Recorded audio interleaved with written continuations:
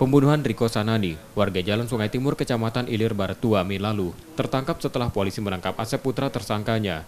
Pembunuhan dilakukan tersangka karena korban marah ditagih hutang narkobanya.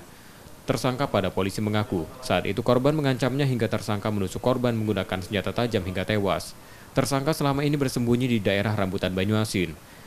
Merasa tak lagi dicari polisi, ia pun pulang. Saat itulah polisi menangkapnya. Karena masih berusaha melarikan diri, tersangka pun dilumpuhkan dengan tembakan. Memang dia sudah kurang lebih 2 bulan DPO dan kita sudah melakukan penyelidikan. Dan baru tadi pagi kita dapat keberadaan dia, langsung kita lakukan penangkapan. Dia ditangkap di mana? Di Lawang Setiabudi, dekat rumah dia. Modusnya pada saat dia melakukan pembunuhan itu karena mungkin ada cekcok masalah narkoba, dan masalah narkoba. Korban tadi belum bayar, atau bagaimana kita belum ungkap, masih kita lakukan penyelidikan.